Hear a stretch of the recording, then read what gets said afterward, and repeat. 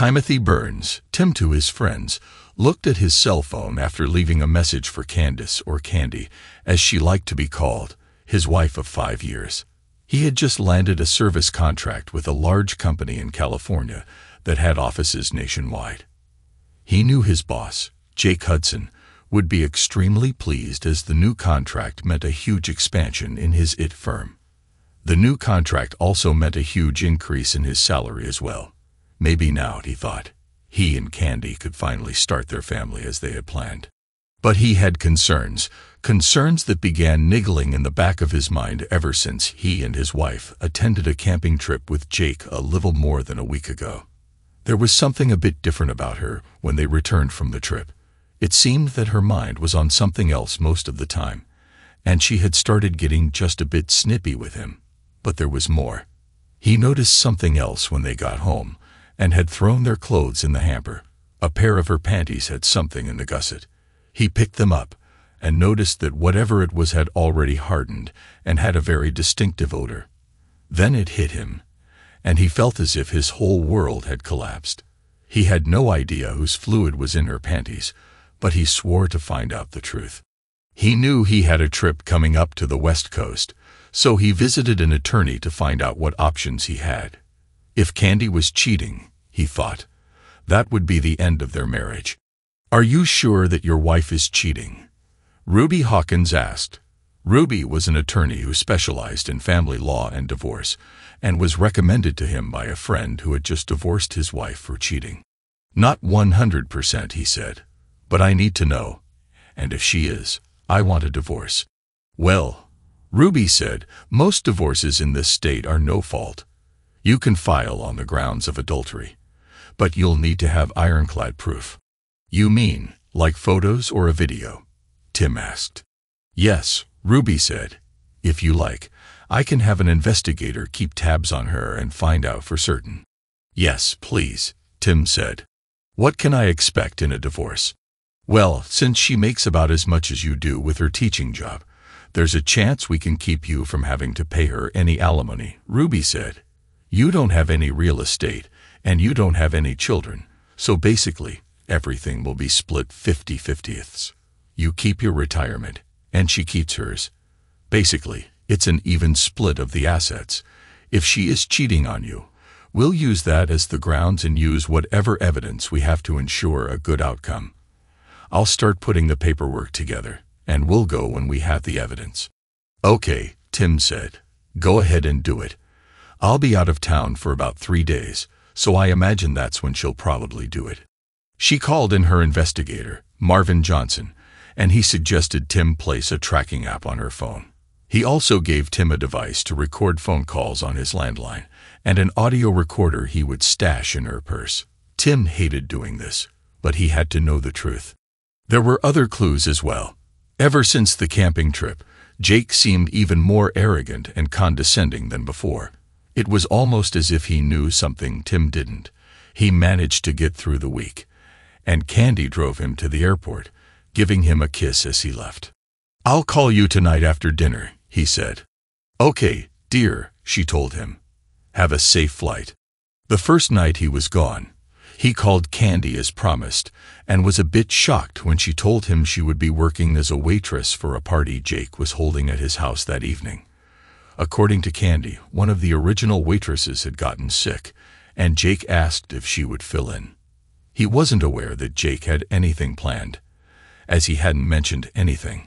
"He promised to pay me $150 for the evening," Candy said. "I could use the extra money since I don't start back to work for a couple of weeks."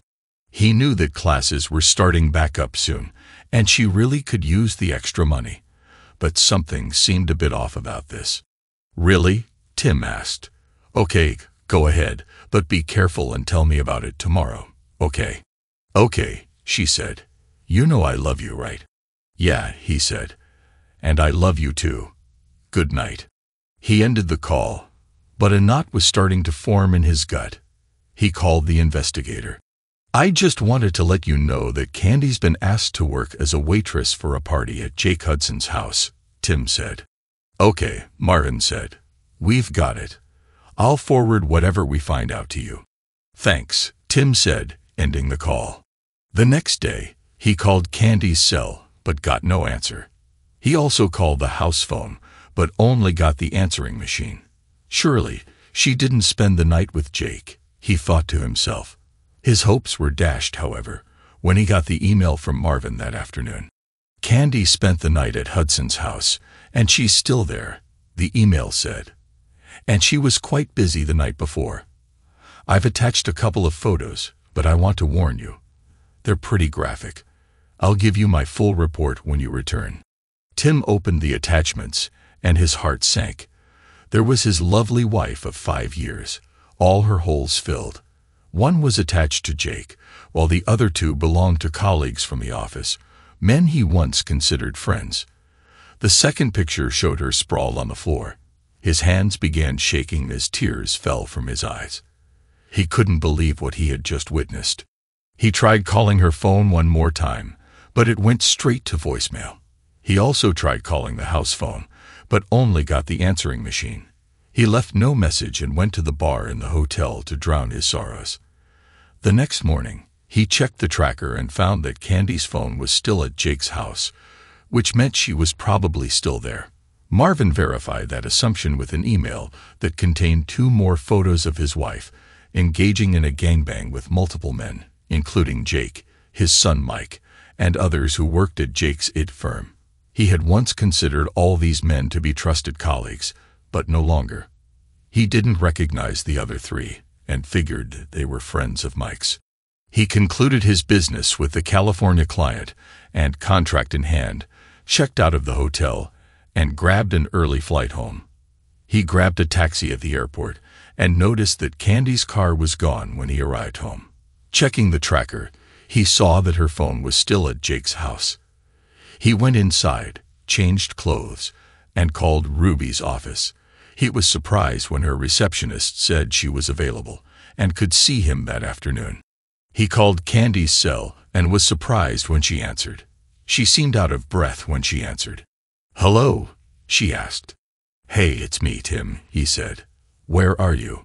"I'm at home, just catching up on a few things before classes start," she said. He was shocked that she would lie so blatantly to him. "I see," he said. "Well, I'm done here in California, and I'm on my way home." "Oh, good," she said. "I've missed you so much. Call me when you land, and I'll come pick you up at the airport." "No, don't bother," he said. "I'll grab a taxi or something. Bye." He ended the call and wondered if she noticed that he didn't tell her he loved her or would see her later. Shaking his head, he left the house and went to see Ruby. Candy looked at the phone after Tim ended the call. He always ended his calls by telling her he loved her, but he didn't this time. In fact, she noticed that he didn't sound very friendly at all. She had every intention of going home after that first night, but being sandwiched naked between Jake and his son felt so good to her that she just couldn't leave. After all, she owed this to herself, she thought. It would all end when classes started back up, she thought, and Tim would never know. So she spent the next day and the next night with Jake and his son Mike. Jake went to work that second day for a couple of hours, but Mike kept her busy and even arranged for several of his friends to come by later for a gangbang. When Jake came back home, she was riding Mike on Jake's bed. Jake came over and joined the action. After they finished, Jake sat down and looked at her. "So, maybe I should send your husband out more often," he said with a wicked smile. "You do know I have classes starting back up soon," she said, "so I won't be available during the week. I don't dare do anything like this while he's still home." "Why not?" Jake asked. "Maybe he'd get off on seeing you get drilled by some real men for a change." Jake and Mike both laughed at that. "Well, I have to admit, I have gotten hooked on you," she said. "But I still love Tim, and I don't want to hurt him." "Well, maybe I can make sure that he gets sent out over the weekend," Jake said. "That way you can come over and play house with us." "That sounds like fun," she said. "But he's going to find out at some point. Tim's not stupid, you know." "Don't worry," Jake said, picking up his camera. "I'll take care of Timmy boy. There's just one thing." "What's that?" she asked. I don't want you to have sex with him anymore, Jake said. You belong to us now. Got it. But how will I do that? She asked. You'll figure something out, Jake said. Make up some excuse, like I have a headache or something. Okay, I'll try, she said. None of them ever took notice of the service van parked across the street from Jake's house, and none of them noticed the minicams attached to the windows that recorded all of her antics. Tim was a wreck when he saw all the evidence Marvin had gathered. In addition to photos, he had 2 SD cards full of video starring his wife performing multiple acts with multiple men, things she would never do for him. His love for her had burned away after watching her debauchery. Ruby comforted him as best she could, but it was a lost cause. After 5 years, how could she just turn into such a tramp, he wondered. And what did I ever do to deserve this? And what about Jake? He had considered the somewhat older man to be a friend. Now he knew better. I'll go ahead and draw up the papers for divorce, citing adultery, Ruby said. If you want, I can also file for alienation of affection against Jake and the men you work with. Those lawsuits usually don't go very far, but I think we can get a good settlement. Do what you have to do, Tim said. Just don't do anything stupid, Ruby said. I don't want to have to bail you out of jail. Tim shook his head. Don't worry, he said. I won't. When can you have the papers ready? I can have everything ready to go in just a couple of days, she said. In the meantime, try to act normal around your wife. I'm not that good of an actor, Tim told her. And there's no way I'm touching her ever again. God only knows what she's gotten from all those men.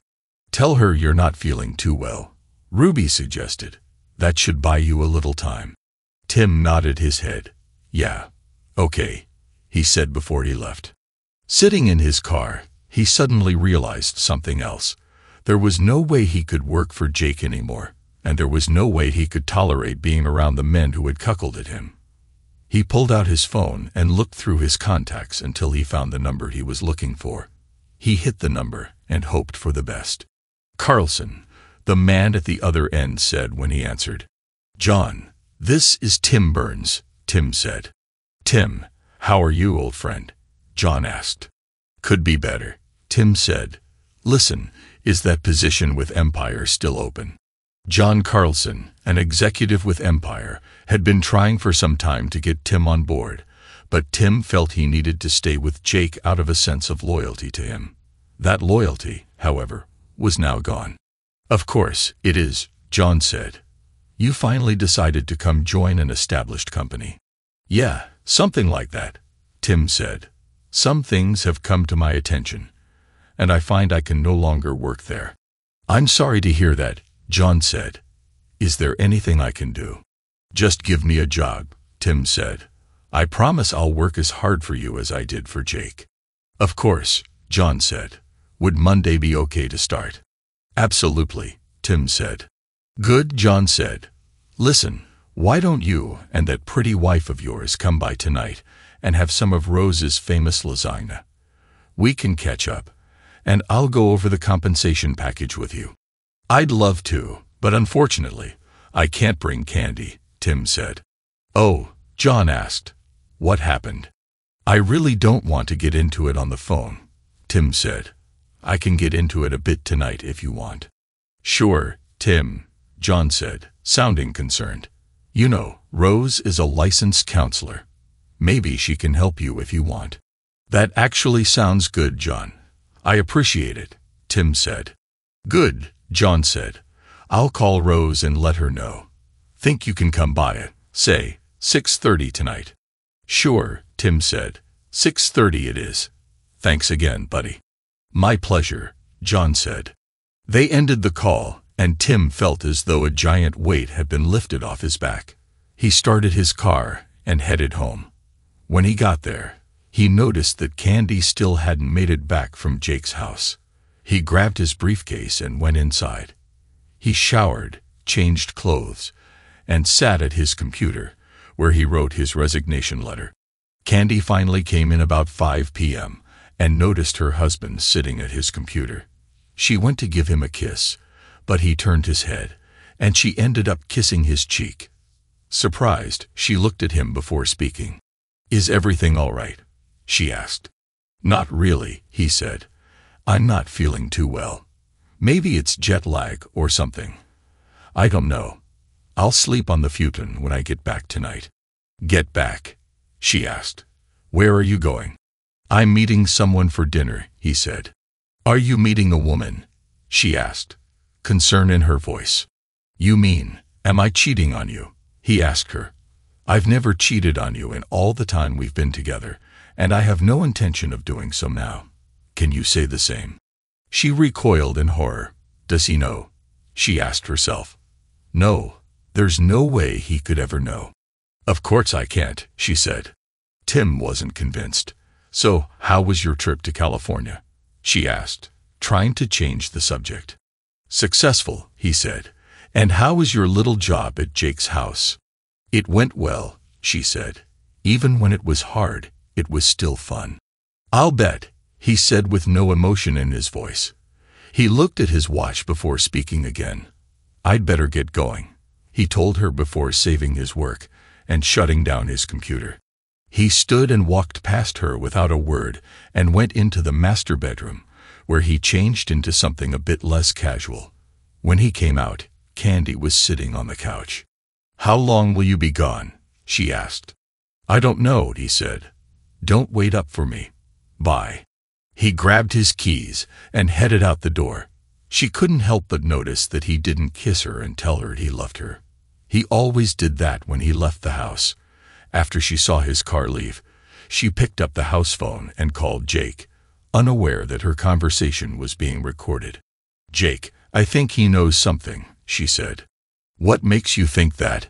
Jake asked. "He wouldn't touch me at all," she said. "He usually always gives me a kiss and tells me he loves me, but he didn't. He seemed so cold, and he just left, saying he had a dinner appointment." "Oh," Jake asked. "Did he say with whom?" "No, he didn't," she said. "Jake, what if he knows? What if he's planning to leave me?" "So, what if he does?" Jake sneered. "You can always come stay with us. And don't worry about Timmy boy. I'll keep him running around so much he'll hardly ever be home."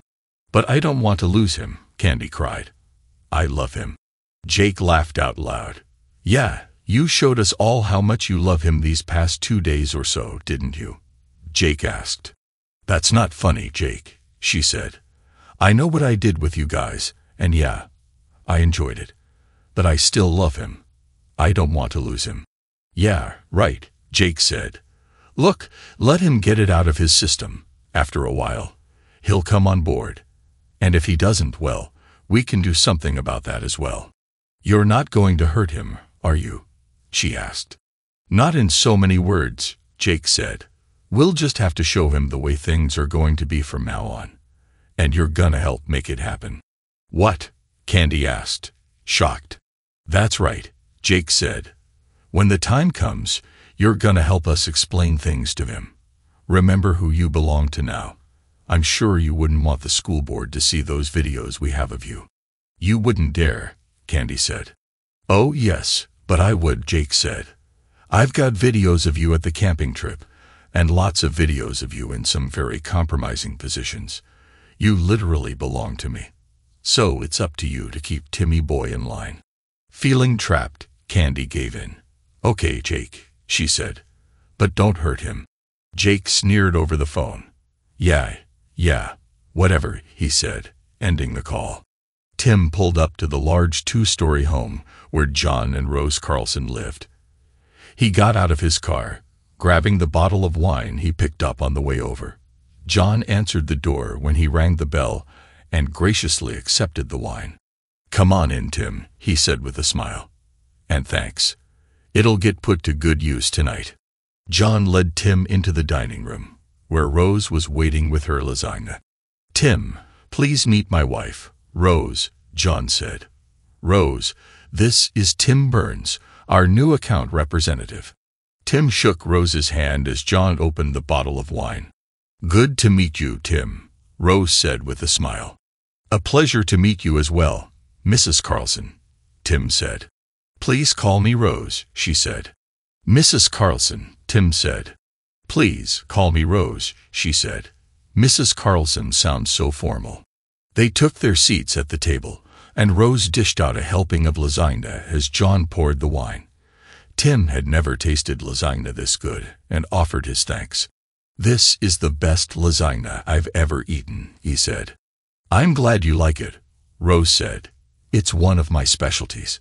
So, Tim, I don't mean to pry, but I'm curious why you decided to leave Jake so fast, John said. Did something happen? Tim nodded his head before he began. Yeah, something happened. All right, Tim said. Please, Tim, tell us about it, Rose said. Tim gathered his thoughts for a moment before giving them the story. Darn, John said. That's cold. I feel for you. Really. I had something similar happen to me, but the circumstances were quite different. So, what are you going to do now besides change jobs? I've seen an attorney, and I'm filing for divorce, Tim said. My lawyer says it'll pretty much be an even split. What about counseling? Rose asked. Have you considered that? It's too far gone, Tim said. I don't know what got into Candy. It's like she just flipped a switch and became a tramp all of a sudden. I never knew she had it in her to be like this. How are you handling all of this? Rose asked. Not too well, Tim said. My lawyer says I should try to act normal around Candy, but I'm finding it very hard to do that. Right now, I can't even stand to look at her. Maybe you should consider counseling, she said. I may do that, Tim said. Trust me, Rose is the best in the business, John said. I think she can help you get through this if you want. Besides, it's covered in your benefit package. That's certainly a plus, Tim said, laughing. I'm serious, John said. Rose was a godsend when I needed her. I know she can help you as well. He turned to Rose. Do you think you can fit him into your schedule? Of course, she said. I think an hour a week should work. What about it, Tim? Tim thought about the offer before answering. Okay, I'll do it, he said. John smiled and patted Tim on the shoulder. Good man, he said. I'll make sure you get the time you need for counseling. Work it out with Rose, and let me know what you come up with. I will. Thanks, Tim said. And now, if you don't mind, dear Tim and I will retreat to my office so we can discuss his new job, John said. I don't mind at all, she said with a smile. And I'm looking forward to working with you as well, Tim. Thank you, Tim said as he stood with John. They retreated to John's home office, where he poured them each a snifter of brandy. They spent the next 2 hours discussing his new job. By the time they were done, Tim felt as if he was taking control of his life again. Tim shook John's hand and headed back home. It was about 10 p.m. when Tim pulled into his driveway. He looked and saw the lights were still on in his apartment. He hoped Candy was there by herself. He got out of his car and went into his apartment and saw Candy sitting on the couch. So, how did your little meeting go? She asked. Very well, thank you, he said.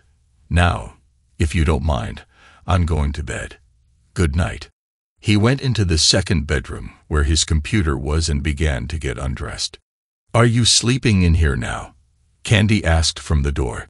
Yes, Tim said. I'm still not feeling too good, so I'll sleep on the futon. Is that a problem? Oh no, I guess not, she said. It's just that you've been gone for 3 days, and I was hoping we could, play around a little bit. I'm not up to it tonight, Tim said. In reality, the thought of touching her right now made him squeamish. Okay, she said quietly. Maybe tomorrow. I don't know, he said. We'll see. She nodded her head and turned away. She couldn't help but wonder what, if anything, he knew about her activities lately. The next day, he got up before Candy, grabbed his resignation letter, and poured a cup of coffee. He saw Candy's purse on the kitchen counter and grabbed the audio recorder, then downloaded the audio from the previous day's phone call. He left the apartment without saying goodbye or telling Candy that he loved her. She heard the door close when he left and lay in bed, tears falling down her cheeks. When he got to the office, he barely spoke to anyone.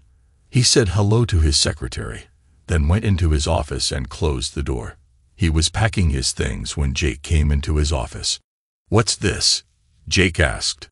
Tim reached into his briefcase and pulled out 2 envelopes. "One is the signed contract from California," he said, "and the other is my resignation, effective immediately. I believe you owe me a bonus for getting the California account, and you owe me my final pay, with the balance of my vacation time." "Resignation?" Jake asked, shocked. "What the heck? Why are you leaving? I need you." "Seriously?" Tim asked. "You honestly don't know why? You think I'm stupid or something. I'm not, you know. Frankly, some things have come to my attention, and I've decided that I can no longer work here. I've accepted a position with another firm. I'll be out of your hair in just a few minutes. Then I'm going to HR." "Wait, Tim, can't we talk about this?" Jake asked. Tim shook his head. "There's nothing to talk about, Jake," Tim said. "I'm done. Finished. I considered you my friend, but you stabbed me in the back and destroyed my marriage. You can find someone else to cuckold."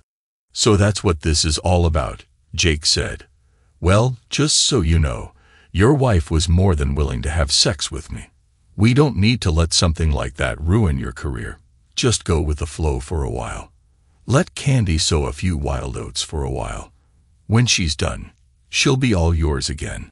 "God, you are a slimy piece of crap, aren't you?" Tim asked. "You honestly think I'd go along with something like that? How long have you been screwing her, by the way?"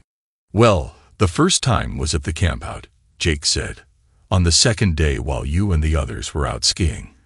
And you should know she came on to me that day, right there in your tent. She even told me I'm bigger than you. Then she begged me to drill her, right there. And that's about the time you suddenly had me leave to take care of something at the office, isn't it?" Tim asked. "You wanted me out of the way so you could do my wife." Jake smirked as he nodded his head. "Yeah. So what?" he asked. Tim wasn't finished. "And that whole thing about hiring her to be a waitress at your party was just another excuse to get her into bed, wasn't it?" Tim asked. "Yeah, it was."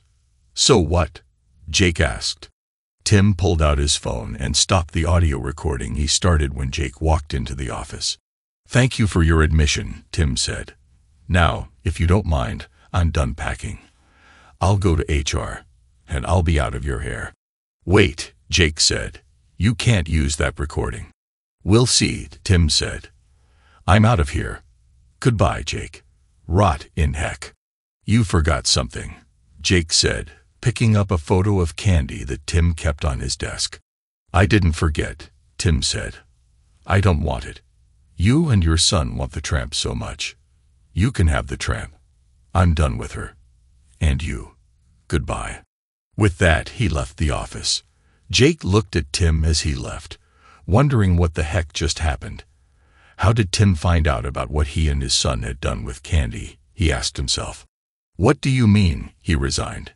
Candy asked when Jake called. "He just handed me a signed contract and a resignation letter and left," Jake said. "He knows, Candy. I don't know how he knows, but he knows." "What did you tell him?" she asked. "The truth," Jake said. "I told him about the first time on the camping trip." "You idiot," she exclaimed. "Well," he asked, "so I told him," Jake said. "He also left the picture he kept of you on his desk. Said he didn't want it." "Terrific," she said, tears falling down her cheek. "So, what do we do now?" she asked. "Not my problem," Jake said. "He's your husband. You deal with it. Unless, of course, you want me to come over and make him see the error of his ways." "No," she said. "You've done enough. Thank you. Stay out of this. I'll deal with it." "Whatever," he said. With that, he hung up. Candy looked at her phone, tears falling down her face. She didn't want a divorce, but she knew Tim wouldn't stand for her cheating. She decided she would do everything she could to hang on to him. She sat on the couch, her head in her hands, sobbing over what she had done. A few minutes later, Tim pulled into the driveway. He saw Candy's car and looked to see if Jake's car was anywhere around. Not seeing it, he grabbed his box and briefcase and went inside. He saw Candy on the couch and, saying nothing, went into his office. He closed and locked the door, then checked for any voice recordings. He found the recording and listened to the call between Candy and Jake. He forwarded it to his lawyer, then gave her a quick call. "Hello, Tim," she said. "I just got your latest email. I'm in the process of filing your paperwork now." "Good," Tim said. "When can they be served?" "If you want, I can pull some strings and have my process server deliver them late this afternoon," she said. "Will that work?" "It will. Thanks," he said. After hanging up, he went to his gun safe, opened it, and pulled out his old .45 caliber semi-automatic pistol. He had no plans on using it, but he didn't want any problems with Jake or Candy. He made his way into the kitchen, set his briefcase on the table, and looked at Candy. "We need to talk," he said, setting the pistol on the table so he could get to it quickly if he had to. "Is that really necessary?" she asked, pointing at the gun. "I hope not," he said. "I just want to make sure, just in case your lover decided to come barging in." "My lover?" she asked. "Don't play coy with me," he said. "I'm in no mood for your games. Now sit down. We have a few things to discuss." She sat down, scared, not knowing what her husband was planning to do. "First things first," Tim said. "Later today, someone is going to come by and serve you with papers. Divorce papers." Candy recoiled in shock. "Divorce?" she asked. "Why? I don't want a divorce. I love you." "That's nonsense," Tim said. "I know all about you and Jake and his son, and all the others you've been with these last few days. So, I filed for divorce on the grounds of adultery." "Adultery?" she asked. "You don't have any proof of that." Tim smiled as he pulled out an envelope. He dropped a few time-stamped photos, all of which clearly showed her having sex with multiple men, including Jake. "I also have video and audio," Tim said. "Would you like to watch?" She shook her head, knowing it was a lost cause. "Good," he said. "Considering the circumstances, I've been more than fair. No support. You get half of what's in the bank. We each keep our retirement, and you can have all your stuff. I've already paid off and canceled your credit card. I have a cashier's check for your half of what's left. There's also a restraining order that says you have to remain at least 500 feet away from me, my residence, and my place of work. So you have from now until you're served to pack your things." "You're kicking me out?" she asked, tears falling down her cheeks. "That's pretty much the size of it," he said. "But what if I decide to fight the divorce?" she asked. Tim laughed. "I don't think that would be very wise," he said. "What do you think the school board would say if some of these photos and videos just happened to appear? Do you think the parents of your students would want someone like you teaching their kids? I know I wouldn't." "You wouldn't dare," she exclaimed. "You want to take that chance?" Tim asked. Candy looked down for a moment before shaking her head. "No," she said. "I don't. I'll need that job." "That's right, you will," Tim said. "There's a couple of other things you should know." "What?" she asked, dejected. "You'll be required to surrender your rings and give up my surname," he said. "My God, you have become a heartless jerk, haven't you?" she asked, pulling her rings off. "Yeah, well, you gave me good reason," Tim said. "I just want to know one thing. What happened? What made you go from being a loving, faithful wife to a walking toy for anything with a dick?" She looked down before speaking. "It happened the second day of the camping trip," she said. "You were out on the boat, and I was in the tent. Jake came by and saw me. I had taken off my clothes and was lying there trying to rest when Jake came by and walked into the tent. He seemed embarrassed at first, seeing me naked like that. We started talking, and then he pulled his pants down, and that was it. So, some guy with a bigger one than mine drops his pants, and you're on it like white on rice," Tim said. "And that's all it took for you to become a cheating tramp. How many times did you sleep with him on that trip?" "Twice," she said. The first time when you were out water skiing, and the second time when Jake sent you back to the office. Tim shook his head and pointed at the photos.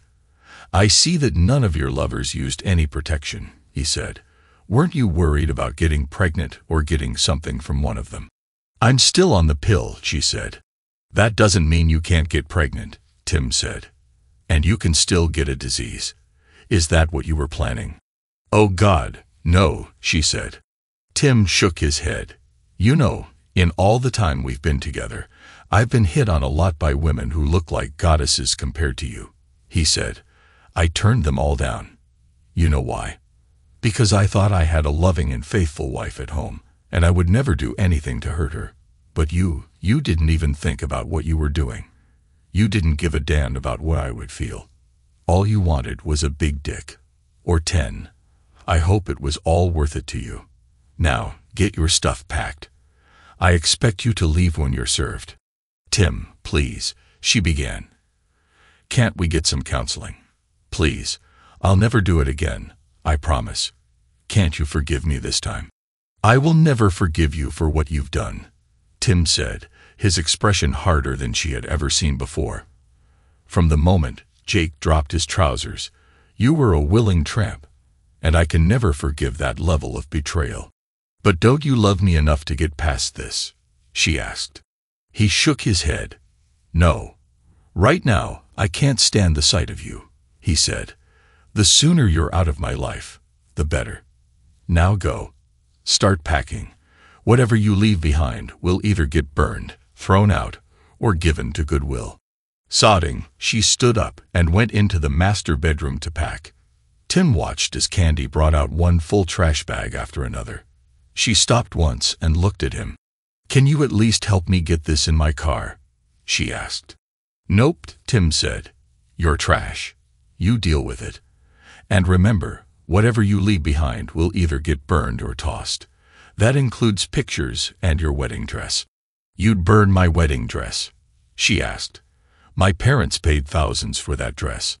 Well, then you'd better take it if you don't want it burned, Tim said. Sobbing, she carried the bag out to her car and came back for another. Darn, Tim asked himself. How much stuff does she have? A couple of hours later, she sat down at the table, exhausted. I can't fit anything else in the car, she said. Can I come back later for the rest of it, please? No, Tim said. You won't be allowed within 500 feet of the place. Ask your parents if they'll come by for it if you want. I'll hold off throwing anything out for a few days. Thank you, Tim. I appreciate that, she said. Oh my God. I just thought, what will I tell my parents? Try the truth for a change, Tim said. Tell them you cheated on me with my boss and others. And I kick you out. Seriously, she asked. They'll disown me if I do that. Not my problem, Tim said. But I guarantee you it'll be a lot worse if you try to make me out to be the bad guy or sugarcoat it with them. You know how your parents feel about lying. About that time, there was a knock at the door. I think that'll be for you, Tim said. Candy went to the door slowly and opened it to find a sheriff's deputy. Candace Burns? He asked. She nodded her head. That's me, she said. Do you have some ID? He asked. She pulled out her driver's license and showed it to him. After he inspected it, he handed it back to her, then handed her an envelope. You've been served, ma'am, he said. There's also a restraining order that requires you to vacate the premises immediately. You can sign the divorce papers now if you wish. She nodded her head and pulled out the divorce paperwork. After looking it over, she asked for a pen and signed the papers. I'll get this back to the attorney, he said. You'll need to leave now. If you try to come back, you'll be arrested and put in jail. Do you understand? Yes, she said, tears falling down her cheeks. She looked back at Tim. I'm so sorry, she said. Yeah, me too, Tim said. Bye. Goodbye, she said quietly as she left. The deputy looked at Tim and nodded his head before he left. The next few days were hectic for Tim. Candy never tried contacting him, but Jake called the house phone twice and left threatening messages. "Darn it, Tim. I know you're there," he screamed. "If you don't drop this lawsuit, I'm going to come and give you a good thrashing." Tim smiled, copied the voicemail, and forwarded it to Ruby, who in turn notified the local sheriff's department. Candy's parents also called, wondering if they could come by to get more of her things. "Yeah, sure," Tim said. "Just make sure she's not with you. There's a restraining order on her." "Okay," George, Candy's father, said with a sigh. When he and Candy's mother, Bernice, came by, they grabbed what Candy had left behind and used the time to encourage Tim to drop the divorce. "Tim, she made a mistake," Bernice said. "Surely you can get past what she did and take her back. She's crazy about you." "What did she tell you, Bernice?" Tim asked. "She said she screwed up with your boss," Bernice said. "And that's it?" Tim asked. "Well, yeah," she said. "She didn't get into any specifics, and we didn't press it."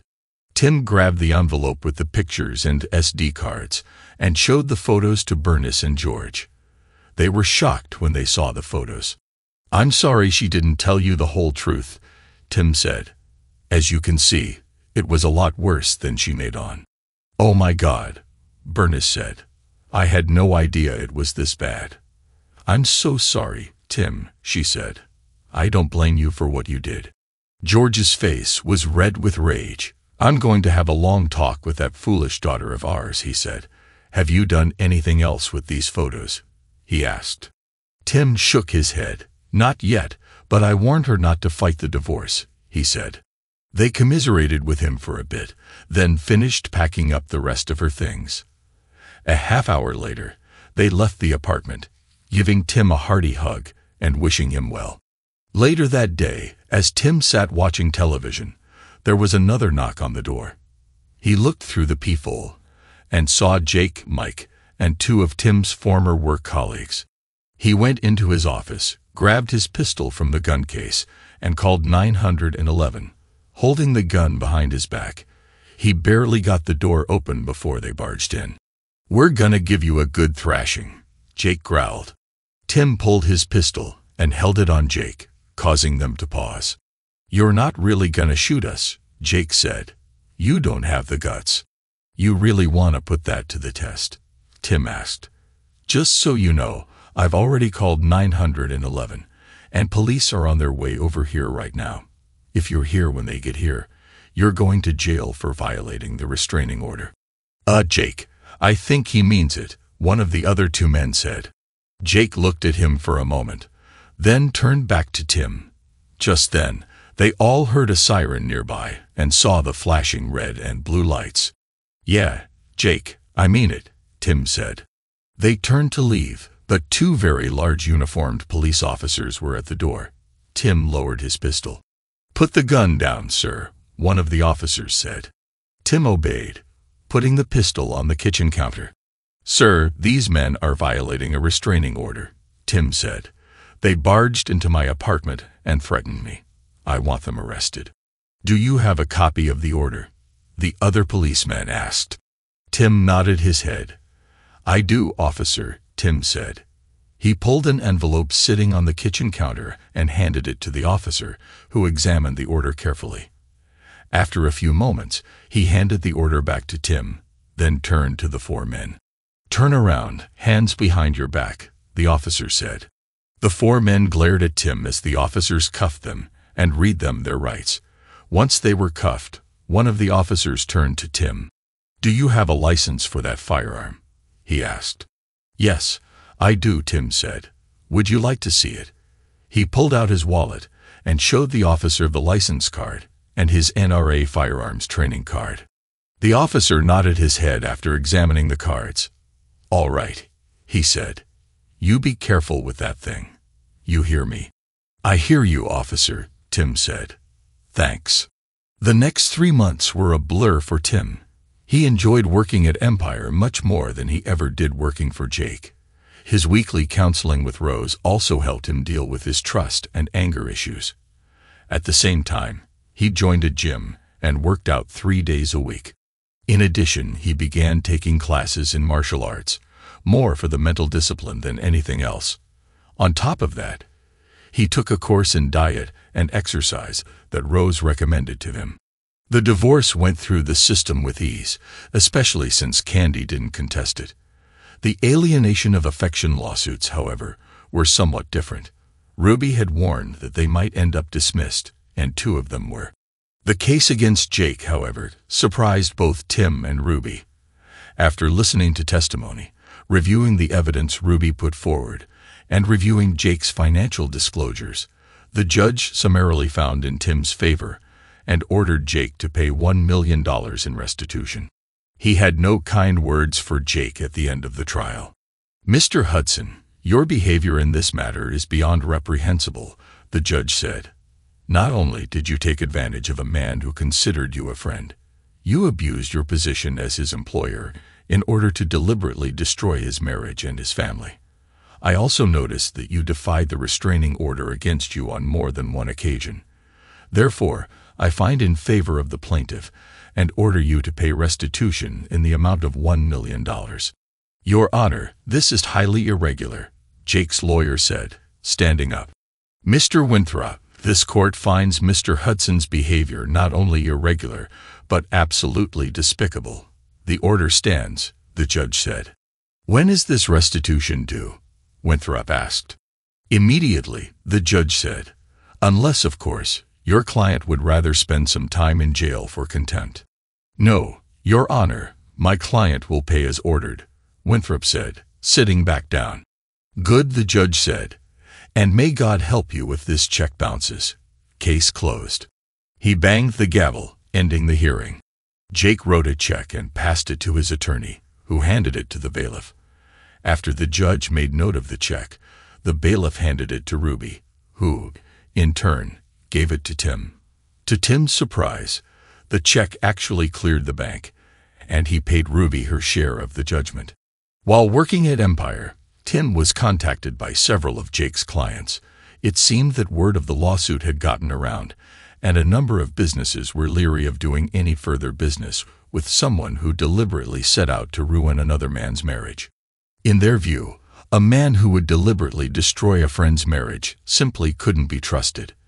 At the rate things were going, Tim figured that Jake would be out of business within a year. Throughout this time, Tim refused to date, even though he had been approached by several very nice women in the company. In his mind, he would be a married man until he got his final decree. Once that happened, then he would be free to pursue a relationship, but not before. When the final decree finally arrived, he went out to celebrate with some friends from work. Part of that celebration included a lap dance from a very well-endowed stripper. A couple of months after he got the final decree, he received a phone call from Candy's mother. "Tim, this is Bernice. Do you have a few minutes?" she asked. "Sure, Bernice," he said. "What's going on?" "It's Candy," she said. "She's HIV positive. She just got the test results." "I'm sorry to hear that, Bernice," Tim said. "But to be honest with you, I'm not surprised. Besides, we're officially divorced now, so there's nothing I can do. She's not on my insurance, and I'm not responsible for her." "I know," Bernice said. "I was just hoping that maybe you can see it in your heart to talk to her for a little bit." "Well, I guess I can, but I don't know what good it'll do," he said. "Please, just come over and talk to her for a few minutes," Bernice begged. Tim thought for a minute before responding. "All right," he said. "I'll come over for a few minutes." "Thank you so much," Bernice said. Tim drove to Bernice and George's house and was shocked to see how thin and frail Candy looked. She started coming toward him, but he waved her off. Saddened, she sat down and invited him to sit on the couch. "You're looking good, Tim," she said. "Better than I remember. How are things going with you?" "Good, Candy," he said. "New job, new friends, a new outlook on life. How are you doing?" "Not well at all," she said. "You know that I'm HIV positive." "That's what your mother said," he told her. "I'm sorry to hear that, but frankly, I'm not surprised. Do you know when you got infected?" "I think it was one of the days I spent at Jake's," she said. "I had a lot of unprotected sex with several men that day."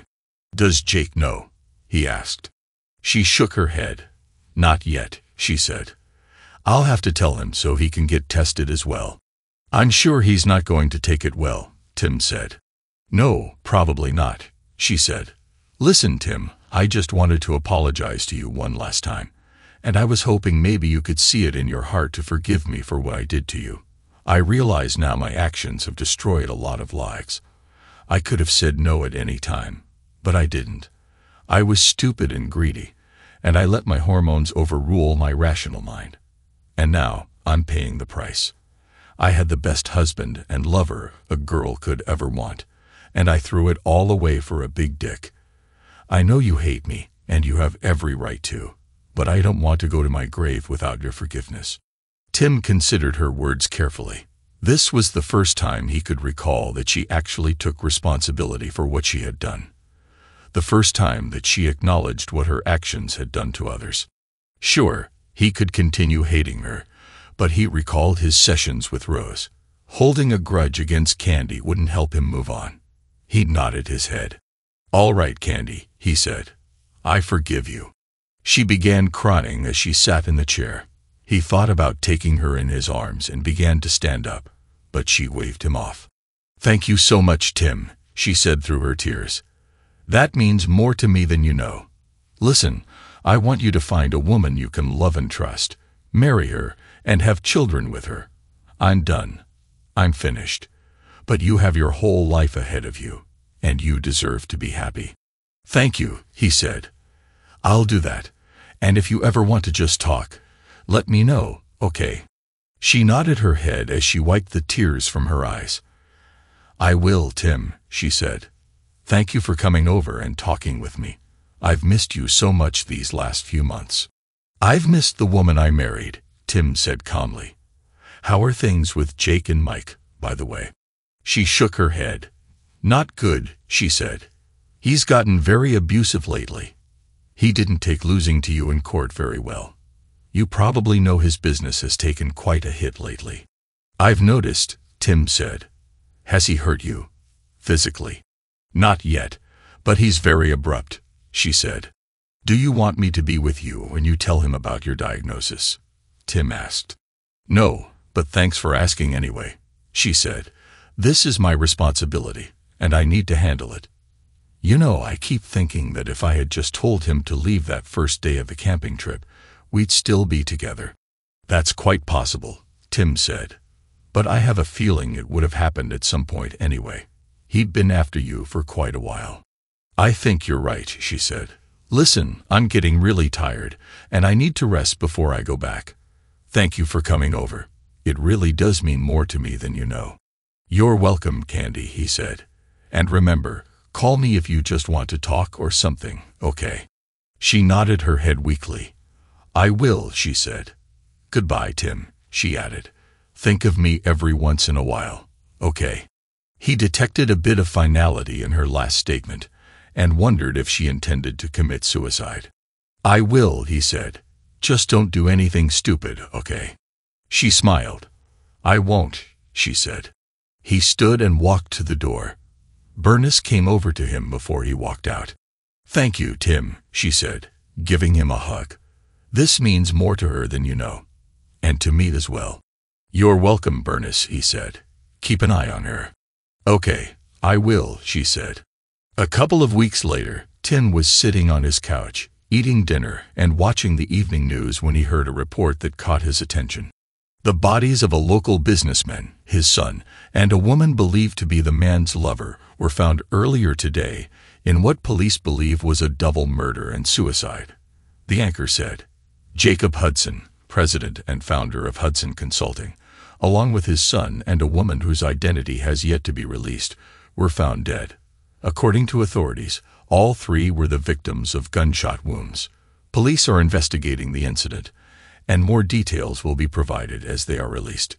After recovering from his initial shock, Tim called Bernice. She was sobbing when she answered the phone. Bernice, what's going on? He asked. We just got informed that Candy is dead, she said. It looks like that monster Jake shot her, then his own son and himself.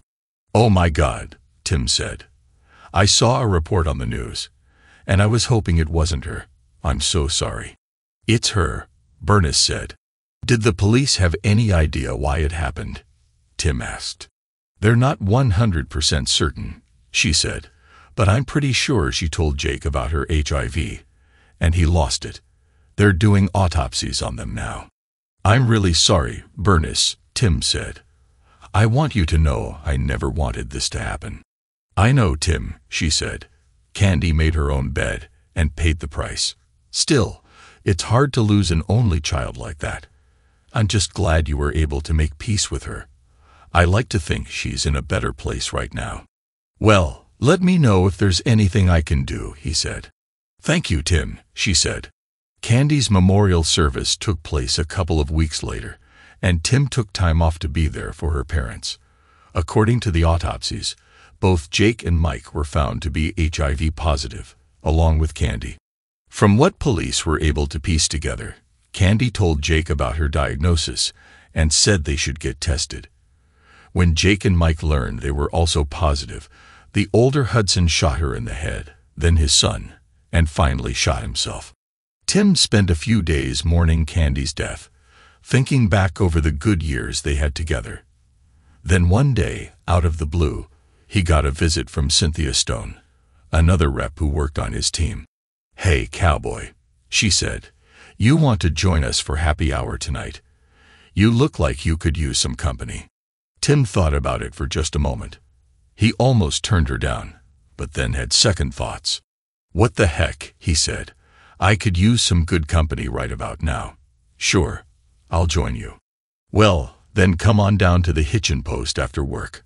"Okay," she asked, smiling. "I'll be there," he said. "Thanks for the invite." And so, the circle of life continues, he thought as she walked away. Then he heard a familiar female voice in the back of his mind. "Go for it, big boy. She's got the hots for you," the voice said. Surprised, he looked around but saw no one. He felt a chill go up his spine for a moment. "No," he thought to himself. "That isn't possible. Or is it?" Thanks to everyone who took the time to listen to today's stories. If you enjoyed it, please consider liking and subscribing if you haven't already.